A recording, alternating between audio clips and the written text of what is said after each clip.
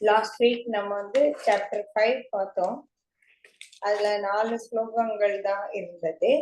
ஆனா வந்து அதுக்கு ஃபர்ஸ்ட் ஸ்லோகம் அசங்கத்துவம், நீ எதனுடன் ஒட்டாதவன், நீ தூய்மையானவன் பார்த்தோம்.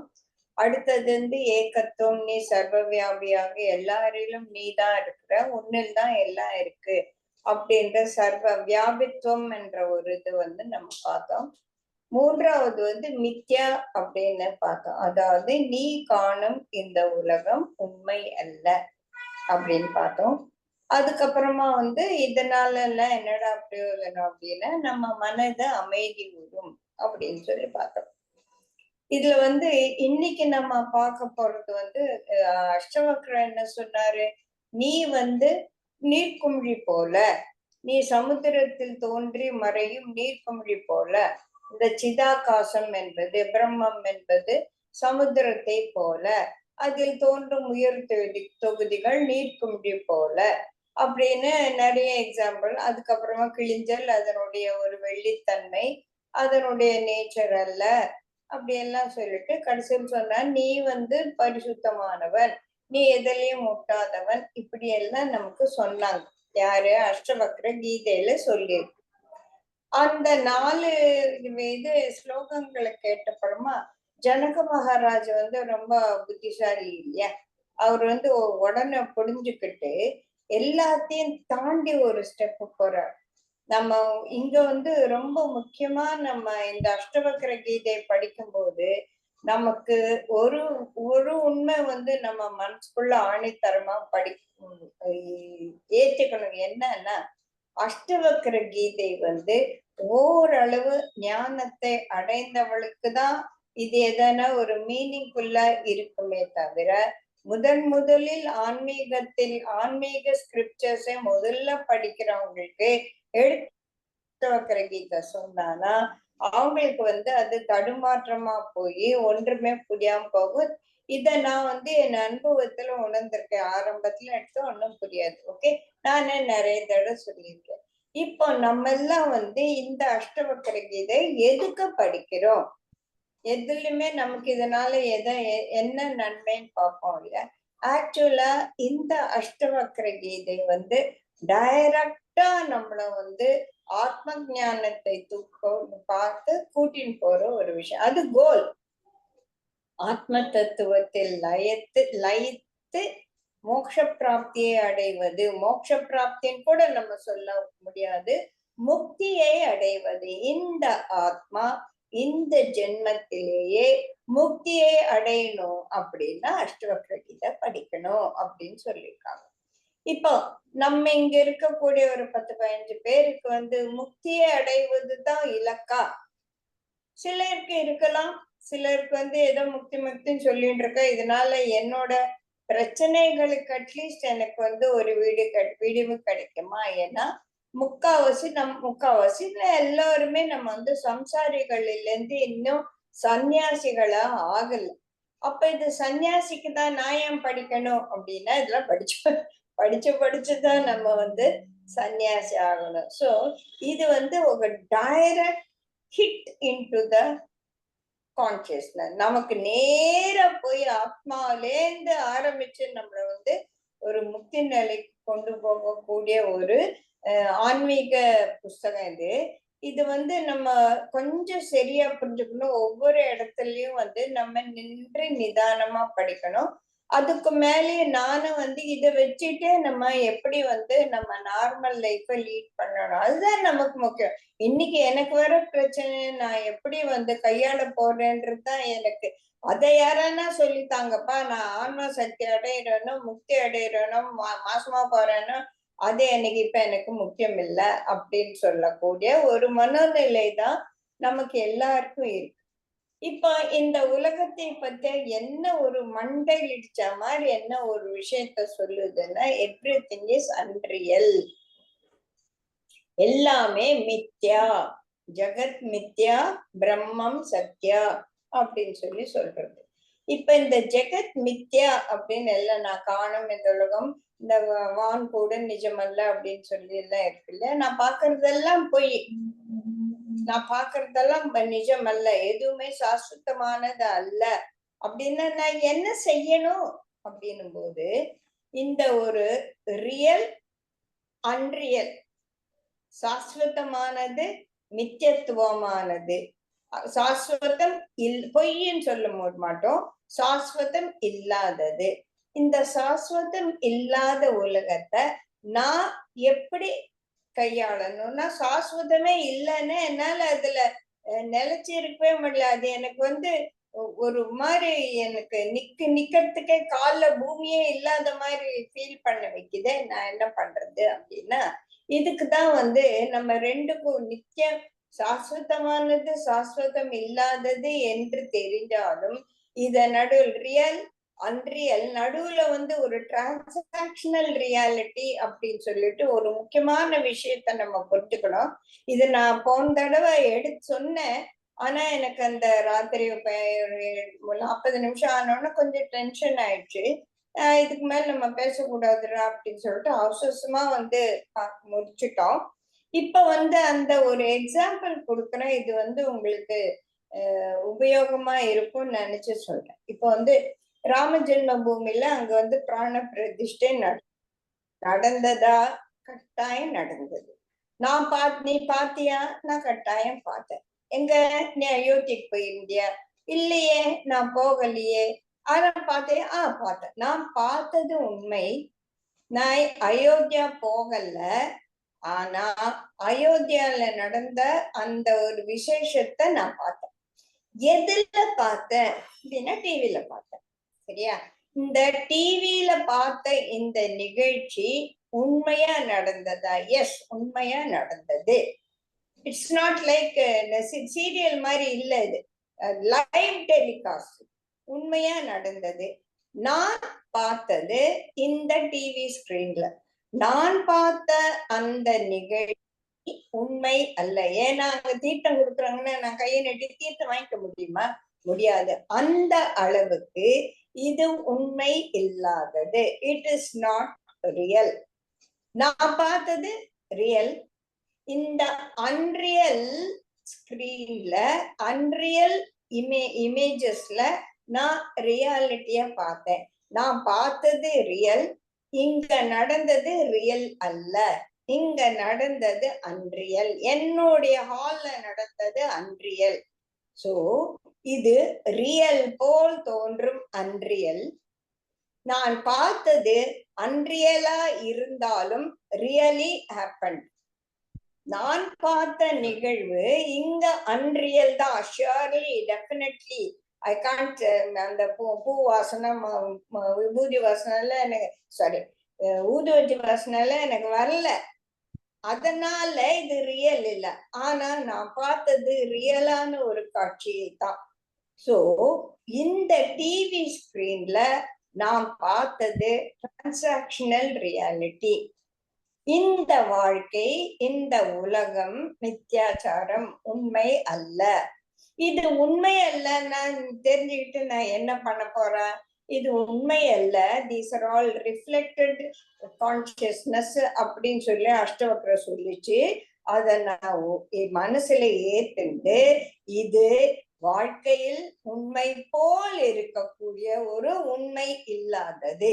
அதை நான் ஏத்துக்கிட்டு நான் அதை நடைமுறையில அது சத்தியம் இல்லைன்னா கூட இது சத்தியம் இல்லாத ஒரு சத்தியம், அன்ரியலான ஒரு ரியாலிட்டி அப்படின்னு சொல்லிட்டு நான் இந்த வாழ்க்கையை புரிஞ்சு கொள்வதுதான் இட் இஸ் கால்ட் நடைமுறைக்கான ஒரு ஞானம் அப்படின்னு சொல்லிட்டு நம்ம ரொம்ப புரிஞ்சுக்கணும்.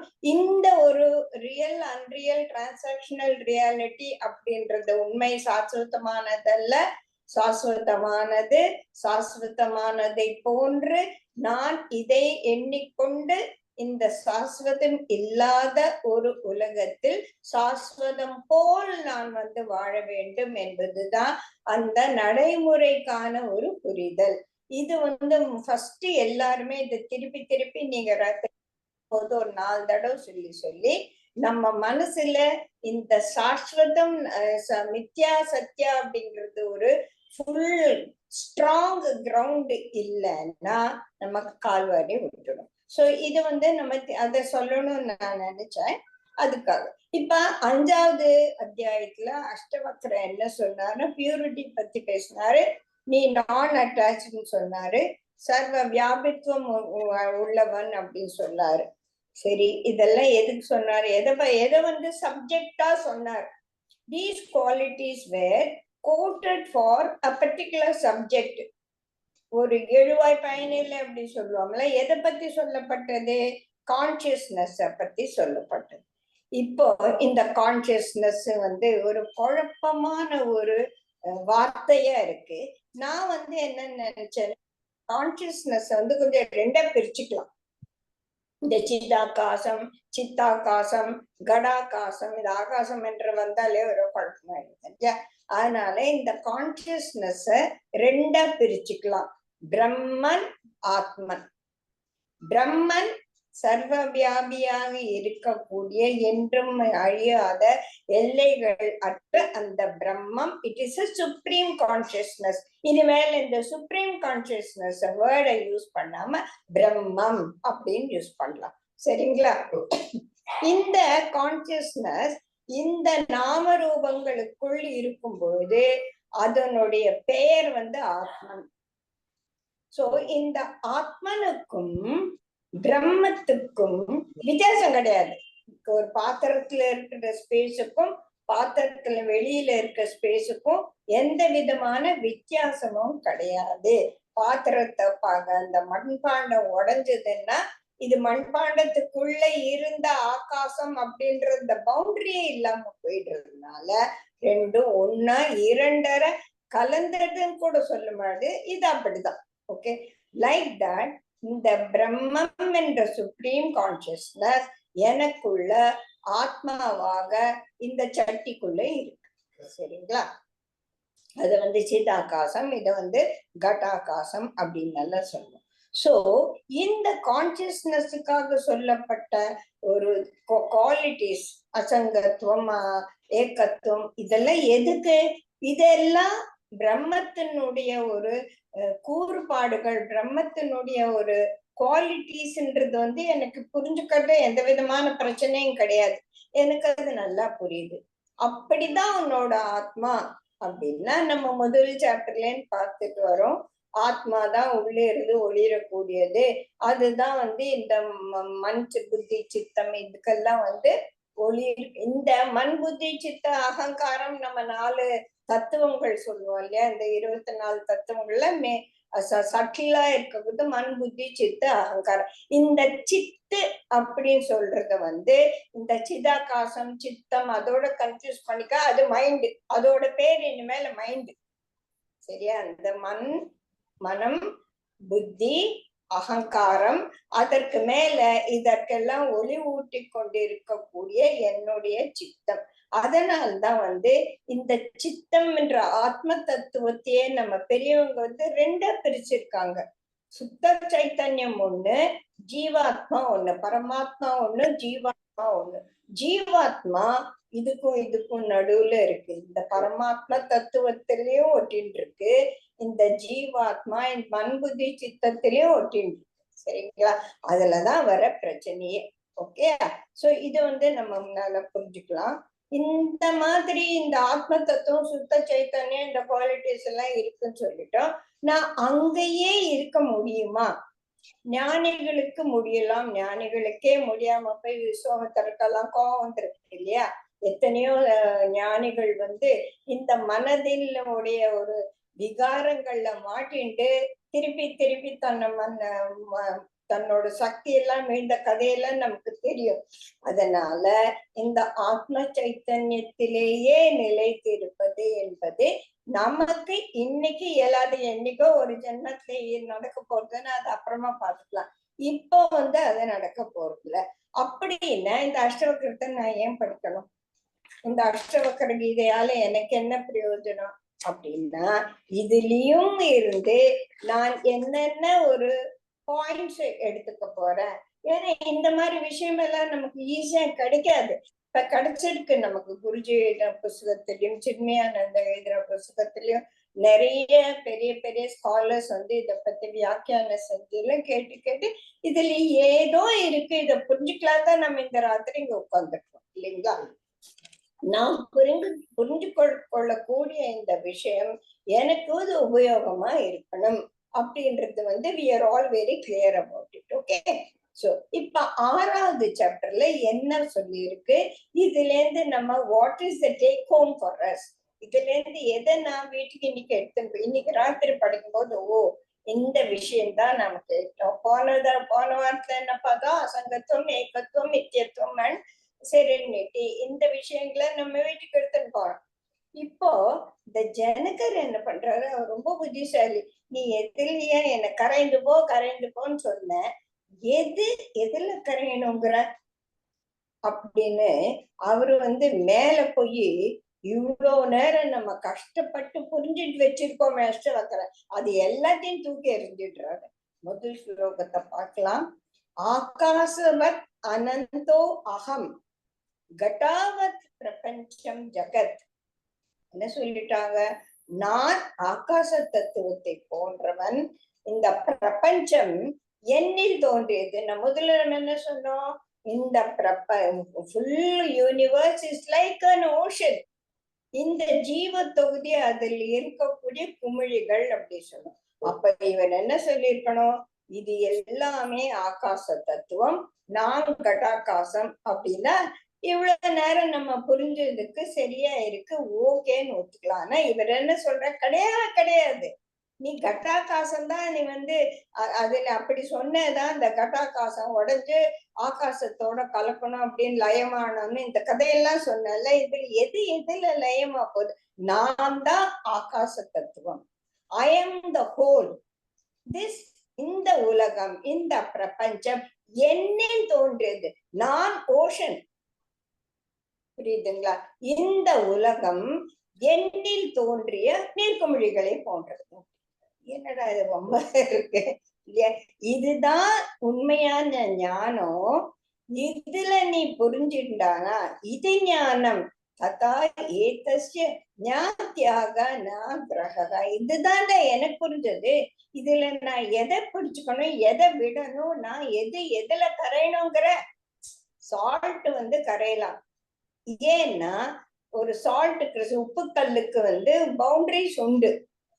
அது தண்ணியில போடும்போது தன்னுடைய அந்த ஒரு ரூபத்தை இழந்து தண்ணிக்குள் கரைகிறதா புரியுதுப்பா.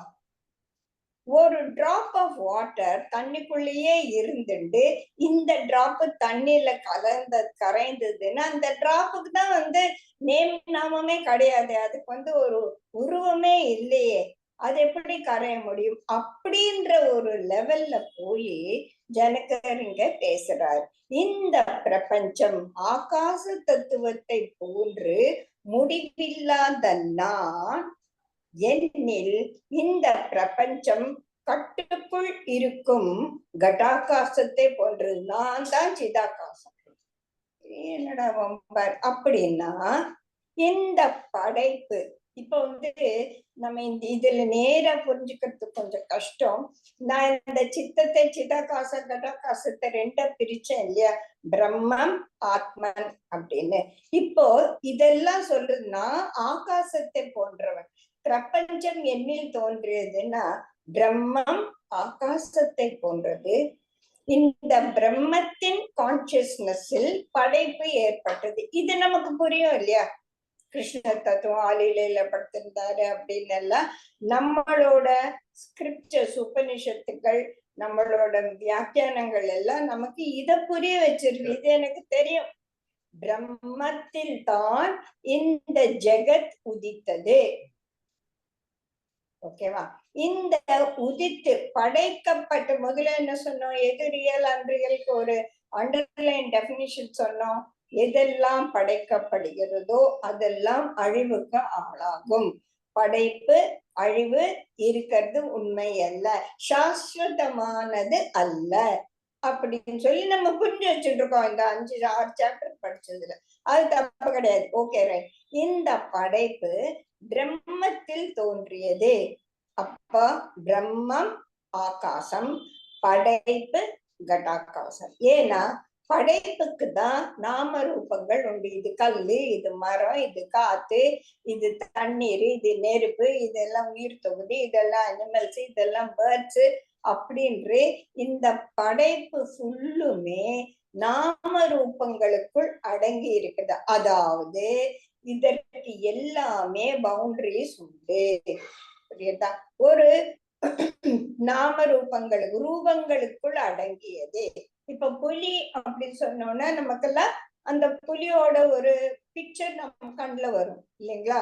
ரோஜா பூ அப்படின்னா நமக்கு தெரியும். ஏன்னா இதற்கான ரோஜா பூ என்ற நாமத்துக்கு ஒரு ஃபார்ம் உண்டு. புலி என்ற ஒரு நாமத்துக்கு அதற்கு ஒரு ஃபார்ம் உண்டு, அதற்கு ஒரு உடம்பு என்பது உண்டு. இதெல்லாம் நமக்கு தெரியும். அதனால இந்த படைப்பு என்னும் ஒரு பெரிய தொகுதி ஆகாச தத்துவம் என்று நம்ம அறிந்து இருக்கக்கூடிய பிரம்மத்தில் உடைத்தது. பிரம்மத்தால் இது படைக்கப்பட்டது. இந்த படைப்பு எதுல லயமாகும்? இந்த முடிவில்லா பிரம்மத்தில் லயமாகும். அதுதானே நம்ம இந்த பிரபஞ்சம் தோன்றியது, பிரபஞ்சம் முடிவாக போறது, இதெல்லாம் நமக்கு தெரியும், புரியும். இதெல்லாம் புரியுது. ஓகேயா? சோ படைப்பு என்ற கடாகாசம் நான் என்ற ஆத்ம தத்துவ, நான் என்ற பிரம்ம தத்துவத்தில் படைக்கப்பட்டது. இதுல நானு எதுல கரை சொல்ற? நீ இந்த படைப்பு தன்னுடைய நாம ரூபத்தை இழந்து இந்த பிரம்மத்தில் கரையலாம் என்பது எனக்கு புரியுது. ஒரு சோபபிள் வந்து கரைஞ்சு போறது, நீர் குமிழி நீர்ல உடையறது, இதெல்லாம் இதை வச்சுட்டா எனக்கு புரியுது. ஆனா இங்க என்ன சொல்றாரு? நான் தான் ஆகாசம், இதெல்லாம் என்னில் தோன்றியது அப்படின்ற போது கொஞ்சம் நம்ம எப்படி புரிஞ்சுக்கணும் அப்படின்னா, இதுக்கு நம்ம உபனிஷத் படிச்சிருக்கோம் இல்லையா? மாண்டோக்கிய உபனிஷத்து என்னோட கூட இருந்தவங்களுக்கு நல்லா இந்த ஒரு விஷயம் புரியும் அப்படின்னு நினைக்கிறேன். என்னுடைய உலகம், ஃபார் எக்ஸாம்பிள் என்னுடைய கனவு உலகம் என் சித்தத்தில் தோன்றியது. என் கனவு உனக்கு தெரியுமா? நான் சொன்னாதான் தெரியும் இல்லையா? என்னுடைய கனவு உலகம், அதுல நான் புலி பின்னால ஓடினேன், நான் பெரிய ராஜாவா இருந்தேன், நான் ஒரு ராணியா இருந்தேன். யோக வசிட்ட ஆரம்பிக்கிறத அங்கதான் ஆரம்பிச்சது இல்லையா? நான் எனக்கு இதெல்லாம் எங்க தோணுச்சு? அங்க புலி இருந்துச்சா? நீ ஓடுறதுக்கு ரோடு இருந்துச்சா? ஒண்ணுமே இல்ல. அங்க என்ன இருக்கு? ஒண்ணும் இல்ல. அந்த ஒண்ணும் இல்லாததுல நான் ஒரு பெரிய உலகத்தை கற்பனை பண்ணேன். பெரிய உலகத்தை நான் கற்பனை பண்ணி வச்சிருந்தேன். கற்பனைன்னு சொல்றேன், எனக்குள்ள அது தோன்றியது. அந்த உலகம் நான் முயற்சின்ற உடனே அந்த சித்தத்தில் நம்ம 3 ஸ்டேஜஸ் ஆஃப் கான்சியஸ்னஸ் சொன்னோம் இல்லையா? Waking state, dream state, deep sleep ஸ்டேட்னு. அந்த டீப் ஸ்லீப்லயோ இல்ல நான் எழுந்த உடனே விழிப்பு நிலையிலயோ அந்த கனவு நிலை கரைந்து போனது. கனவு நிலையில் உண்டான என்னுடைய நான் படைத்த அந்த உலகமானது என் கனவு நிலையை கலந்த பிறகு என்னுடைய விழிப்பு நிலையில் கரைந்து போனது. இது புரியுதா? இது நல்லா புரியுது. ஓகேயா? சோ அது போல இந்த படைப்பு அது நம்ம சொல்லுவோம் இந்த பிரம்மத்தின் கனவு. பிரம்மத்தின் கனவு, பிரம்மம் கண்முஷன், பிரம்மா கண்முஷன் யுகம் 4000 வருஷம் எத்தனையோ எல்லாம் கணக்கெல்லாம் நம்ம பார்த்துருக்கோம். முடிச்சுட்ட உடனே இந்த உலகம் காணாம போச்சு அப்படின்றது புரியுது. இங்க ஜனகர் என்ன சொல்றாரு? அந்த பிரம்ம தத்துவம் தான் நான். அது எப்படி ஒத்துக்கலாம், ஒண்ணும் பிரச்சனை இல்லை. ஏன்னா அந்த பிரம்ம தத்துவம் தான் எனக்குள் ஆத்ம தத்துவமா இருக்கு. எப்படி பிரம்மத்தில் இந்த பிரபஞ்சம் என்னும் படைப்பு ஏற்பட்டதோ அது போல இந்த ஆத்மா இந்த கடாகாசத்திற்குள் மாட்டிண்டு இருக்கும் பொழுது அதற்கு இந்த உடலை தாண்டிய, இந்த உடல் மிகவும் பருப்பொருள், கிராஸ் பாடி, இதை தாண்டிய ஒரு சூட்சுமமான மனது இருக்கு. அதுதான் குருஜி சொல்வாரு, don't think that your mind is in your body. No, your body is in the mind. இதுவே புரிய மாட்டேங்குது. Because மைண்டுக்கு தான் இங்கேருந்து அங்க, அங்கேருந்து உங்க 100 மைல் வேகத்துல போய் வந்து லண்டனுக்கு போகும், அமெரிக்காவுக்கு போகும், எல்லா இடத்துக்கும் போகும். எது? மனது. ஏன்னா அதற்கு வியாபிக்கக்கூடிய சக்தி உண்டு. அது அதற்கு நாமரூபம் கிடையாது. இட் இஸ் நாட் எ கட்டாகாசம். இது சித்தாகாசம். சிதாகாசம் வேற, சித்தாகாசம். என்னுடைய சித்தம். இந்த சித்தம் என்பது மைண்டு. அதனால்தான் இந்த வேர்ட்ஸை நான் முதலே பிரிச்சுட்டேன். இந்த சித்தம் என்பது எங்க வேணாலும் போகும். நான் நேத்து என்ன பண்ணேன், நேத்துக்கு போகும். நான் வந்து இன்னொரு 80 வயசுல எப்படி இருப்பேன் அப்படின்றது ஃபியூச்சருக்கு போகும். நான் வந்து லண்டன்ல இருந்தப்ப எப்படி இருந்ததுன்னு லண்டனுக்கு போகும். எல்லா இடத்துக்கும் போகக்கூடியது இந்த மனசு. இந்த உடம்புக்கு அந்த சக்தி கிடையாது. உடம்பு is a gross thing, mind is subtle thing. அதை விட சுத்தமானது இந்த ஆத்ம தத்துவம். அப்ப இந்த ஆத்ம தத்துவத்தை தானே நம்ம வந்து இவ்வளோ வந்து புகழ்ந்து சொன்னோம் இல்லையா? அப்போ ஓகே, அந்த மாதிரியான எதனுடையும் ஒட்டாத எங்கும் வியாபிக்கக்கூடிய அந்த சுத்த சைத்தன்யம் எனக்குள் இருக்கு. சரி, ஒத்துண்ட, ஓகே. இது என்ன பண்ண சொல்ற அப்படின்னா, அடுத்த ஸ்லோகத்துல என்ன சொல்றாரு, நான் இந்த மனது அல்ல என்று உணர்ந்தால், if the Brahman is going to mistakenly identify itself with its own creation, அந்த பிரம்ம தத்துவமானது தானே படைக்கப்பட்ட இந்த படைப்பில் நான் தான் இது அப்படின்ற ஒரு தன்னை இந்த நாமரூபத்துக்குள் அடக்கி கொண்டது தான் இந்த ஆத்ம தத்துவம். சோ அந்த பிரம்மத்துக்கு இருக்கக்கூடிய ஒரு குவாலிட்டிஸ் இந்த ஆத்ம தத்துவத்துக்கு இருக்கு. ஆனால் இது இந்த கட்டாகாசமான இந்த பானைக்குள்ள மாட்டின்று. இந்த பானைக்குள்ள இருப்பதற்கும் பானைக்கு வெளியே இருப்பதற்கும் ஒரு வித்தியாசம் இல்லைன்னு சொல்லிட்டோம். அதுல நான் வந்து ஒரு பெரிய குருமா வச்சிருக்கேன் அந்த பானைக்குள்ள. அந்த குருமாவை கழுவிட்டா கூட அந்த பானைக்குள்ள மூண்டு பார்த்தா வாசனை அடிக்கும் இல்லையா? இது இருக்குதான் வாசனாசுன்னு பேரு. இந்த ஆத்ம தத்துவம் இந்த உடல் ஆத்ம தத்துவம் இந்த உடலுக்குள் இருக்கும் பொழுது அது எதிலெல்லாம் ஈடுபட்டோம். குருமா ஊத்துற, அதுல காஃபி போடுற, அதுல எல்லாத்தையும் ஊத்தும் போது அதனுடைய வாசனைகளை அது தன்னுடைய வாசனைகளை எடுத்துக்கொள்கிறது. அது போல இந்த மனதை ஈடுபடும் செயல்களில் இருக்கக்கூடிய ஒரு இம்ப்ரெஷன்ஸ், கருத்துக்களை என் மனது கிரகித்துக் கொள்கிறது. அந்த கிரகித்தா வாடாங்கிற ஜனகர். எதை நீ கிரகிச்சுக்க போற, எதை நீ தியாகிக்க போற? ஆத்மாவுக்கு எதையும் கிரகிக்கவும் வேண்டாம், எதையும் தியாகிக்கவும் வேண்டாம். இந்த ஜீவாத்மா என்னக்கூடிய சித்தாகாசம் தான் இதையெல்லாம் தியாகிக்கணும். இதையெல்லாம் வந்து கிரகிக்க கூடாது. எதை கிரகிக்க கூடாது அதை கிரகிக்க கூடாது. ஆத்ம தத்துவத்தில் எல்லாம் எடுத்து போகணும் அப்படின்னு அஷ்டவக்கர சொன்னார். அத வந்து ரொம்ப புரிஞ்சுட்டாரு இவர் ஜனகர். அதனால அவர் நம்மள குழப்பிட்டு இருக்காரு இல்லையா?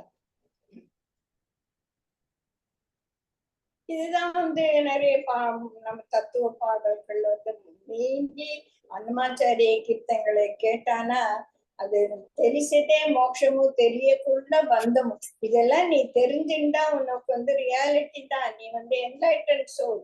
அதை தெரிஞ்சுக்கிற மட்டும் இந்த பந்த பாசம் என்பது நமக்கு முடியாததா ஆயிடுது அப்படிங்கிற ஒரு புரியல் வந்து இல்லையா? இப்போ இத நான் என்ன பண்ண போறேன், எப்படி நான் இதை எனக்குள்ள நான் வந்து கிரகிச்சு விட்டு நான் இருக்க போறேன் அப்படின்னா, இதுக்கு வந்து எப்பவுமே நான் வந்து என்னுடைய ஒரு வாழ்க்கையில் நடந்த விஷயங்களை தான் நான் வந்து எக்ஸாம்பிளா சொல்லுவேன். மற்றவங்களை பத்தி பேசக்கூடாது. அதுலயும் மற்றவங்களோட வாழ்க்கையை வந்து இணைக்கும். இப்போ இந்த நான் என்பவன் பரிசுத்தமானவன் அப்படின்னு நான் வந்து ஒத்துக்கிறேன், நான் வச்சுட்டு இருக்கேன். ஆனா என்ன, என்னோட இந்த ஸ்திரமான ரியல் அண்ட் ரியல் நான் ஸ்டேபிளா இருக்கேன், நான் பரிசுத்தமானவன் என்பதை நான் உணர்றேன், அசுத்தமெல்லாம் அங்க இருக்குன்னு எனக்கு நல்லா தெரியும். Yes, very good, I am very well established in what Ashtavakra says. ஒரு நிகழ்ச்சி வந்து ரீசெண்டா நடந்தது. ஒரு பையனுக்கு வந்து நாங்க தண்டா சார் வந்து நிறைய அவனுக்கு வந்து அட்வைஸ் பண்ணி அவரு கூடவே இருந்து இருந்து எல்லாமே பார்த்து எல்லாம் பண்ணி பண்ணி பண்ணி அவன் வாழ்க்கை கைடிங். ஓகே, குருஜி அதான் சொல்றாரு, நீ வந்து என்ன இந்த மாதிரி பிரச்சனை எனக்கு, இதுக்கு நான் என்ன வழி அப்படின்னா, குருஜி சொல்லுவார், நான் என்ன வழி சொன்னாலும் என்ன சொல்யூஷன் சொன்னாலும் உனக்கு ப்ராப்ளம் வரும்போது நான் சொன்ன சொல்யூஷன் ஒண்ணு கூட மண்டையில இருக்க போறது இல்ல. நீ அந்த அதுக்கப்புறமா உனக்கு புரியுமோ என்னவோ, அந்த நேரத்துல உனக்கு இந்த ஞானம் கை வராது. ஏன்னா நான் இன்னும் அந்த அன்ரியல் வாழ்க்கையை ரியல்னு நினைச்சுட்டு இருக்கேன். ஓகே, இந்த பையனுக்கு நம்ம நல்லதெல்லாம் எவ்வளவோ சொன்னோம், அவனுக்கு வந்து ஒரு பெரிய சுனாமி அடிச்சிச்சுன்னு வச்சுக்கோங்களேன். அப்போ அவன் கப்பல் தரை தட்டி தலைகீழா கவுந்துடுச்சு. என் கப்பல் கவிழ்ந்ததுக்கு நீ தாண்டா காரணம் அப்படின்னா என்ன பண்ண? எவ்வளவு ஒரு கொடூரமா, நீதான் என் வாழ்க்கையை கெடுத்த, எனக்கு தப்பு தப்பா அட்வைஸ் பண்ணி இன்னைக்கு நான் உருப்படாம போனதுக்கான நீதான் அப்படின்னு எங்க 2 பேர் மேலேயும் ஒரு பெரிய பழியை தூக்கி போட்டான். ரைட்டு, மனசு கஷ்டமா இருக்கு. என்னடா 2 வருஷம் 4 வருஷம் அவனோடய இந்த அவனுக்கு நல்லது கெட்டது சொல்லி சொல்லி புரிய வச்சு இன்னைக்கு நான் வாழ்க்கையில எல்லாத்தையும் அளந்துட்டு நிக்கிறது நீதான் காரணம்னா கஷ்டமா இருக்கு. But we are able to understand one thing, அது அவனுடைய ஒப்பீனியன், அது அவனுடைய ஒப்பீனியன். நாம் பண்ணது தப்பு அப்படின்னு இங்கதான் வந்து the doer becomes the experiencer. If I am not the doer, I am not experiencer also. நான் அவனை வாழ்க்கையை கெடுக்கல, நான் கெடுத்திருந்தா அப்படின்னு நான் நினைச்சாதான் ஐயோ இவனை நான் கெடுத்துட்டேனே அப்படின்னு நான் இன்னைக்கு வருத்தப்பட முடியும். நான் சொன்னது நல்லது சொன்னேன், நீ எதை கெட்டதா எடுத்துட்டான, தட் இஸ் யுவர் ஒப்பீனியன்.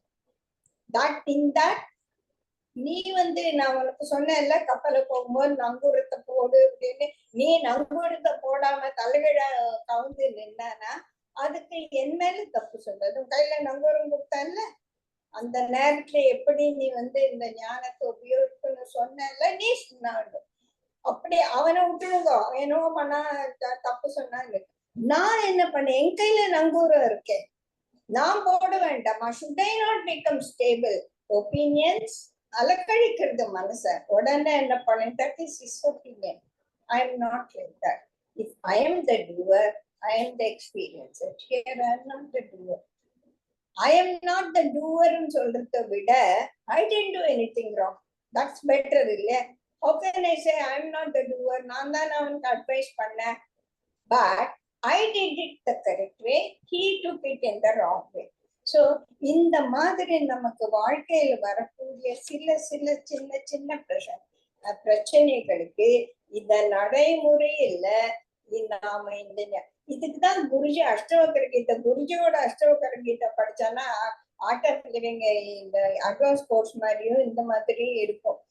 என்ன நான் யோசிப்பேன், என்னடா இது சின்ன அந்த அஷ்டவக்கர புக்ல என்னன்னோ சொல்லிட்டு இவர் சிம்பிளா சொன்னதெல்லாம் அதுதான். இந்த மாதிரி நீ கடகாசன் நீ சிதாகாசன் எல்லாம் அவர் சொல்லாம இந்த 5 பிரின்சிபல்குள்ள எல்லாத்தையும் கொடுத்தார். Don't be opinionated, never become judgmental, do not carry tales. இதெல்லாம் சொல்லிட்டாரு அவர். இத நான் 100% be 100% in whatever you do. இத நான் 100% ஃபாலோ பண்ணா இந்த அஷ்டவக்கரையில சொன்ன ஞானம் எனக்கு தானாக என்னுடைய பேக்ரவுண்ட் மாதிரி இருக்க போகுது. சோ அதுல நான் நிலை பெற்று இந்த மாறக்கூடிய மித்யா என்ற இந்த ஞானத்தில் நான் எப்படி நான் இதுக்குள்ள நெழிவு செழிவுகளை தெரிஞ்சுட்டு சொன்னாமலேயே நீந்தி தவண்டு போறவங்க இருக்காங்க இல்லையா, அதை நான் புரிஞ்சுக்கணும்னா இந்த ஞானத்தை நான் நிலை பெற்று இருக்கணும். இதுதான் போன சாப்டர்ல சொன்ன அந்த 4வது serenity will come. I am the same. When he praised me, வானளாவ குழந்திருக்கான். அது அப்பவும் என்னோட மனது இப்படிதான் இருந்தது. எனக்கு கீழே தள்ளி குழி போண்டு போச்சா, இப்பவும் என் மனசு அப்படித்தான் இருக்கு. அப்படின்றத இந்த அப்ஸ் அண்ட் டவுன்ஸ் வரும்போது அந்த பேலன்ஸ் பண்ணக்கூடிய ஒரு ஞானத்தை நான் எல்லாருக்கும் சொல்லும் போது அதை நான் 100% ஃபாலோ பண்ணணும். இதுதான் டுடேஸ் டேக் ஹோம். ஸோ இந்த சிதாகாசம் என்னதுன்னா பிரம்மம் ஒன்று, அது படைத்த உலகம் ஒன்று. அதை போல நான் ஆல் மை எமோஷன்ஸ், என்னுடைய கருத்துக்கள், என்னுடைய மனவேதனைகள், உணர்ச்சிகள், நான் என்னுடைய வாழ்க்கை பற்றிய புரிதல்கள் எல்லாமே என்னுடைய மனதில் உதித்தது. அவற்றிற்கு கம்ப்ளீட் சாஸ்வதமான கம்ப்ளீட் கரெக்ட்னஸ் கிடையாது. யாருமே 100% கரெக்டா இருக்க முடியாது. அந்த மாதிரி how many percentage I can give, மொத்தமே அந்த பையன் நம்மள சொல்லும் போது அவன் மொத்தமே தப்பு, அவனுக்கு 10 மார்க் கூட கொடுக்க முடியாது. அந்த 10 மார்க் கூட கொடுக்க முடியாத ஒரு அசட்டுத்தனத்தால அவன் என்ன சொல்லும் போது நான் எழுந்து எனக்கு 90% கொடுத்துட்டேன். I am a good student. அந்த மாதிரி ஒவ்வொரு நிலையிலும் நம்ம இதை உபயோகிக்கக்கூடிய ஒரு புத்திசாலி, புரிஞ்சு சொல்ற சக்தி, பக்தி, யுக்தி, அப்படி அதுல 3 இருந்தாதான் முக்தி கிடைக்கும் அப்படின்னு சொல்லுவாங்க. அந்த மாதிரி இது ஒரு யுக்தி. This is the skill that was we were talking about in the 3rd chapter, 4th chapterல. புரியுதுங்களா? ப்ளீஸ் இத ஒவ்வொரு நிலையில இன்னைக்கு உனக்கு என்ன பிரச்சனையோ அந்த பிரச்சனைக்கு இதுல இருந்து what is my take home, இந்த மாத்திரைய நான் எந்த மாத்திரைய எந்த வலிக்கு எப்ப போட்டுக்கணும் அப்படின்னு நமக்கு தெரியும். பெரிய மெடிசன் செஸ்ட் இருக்கு.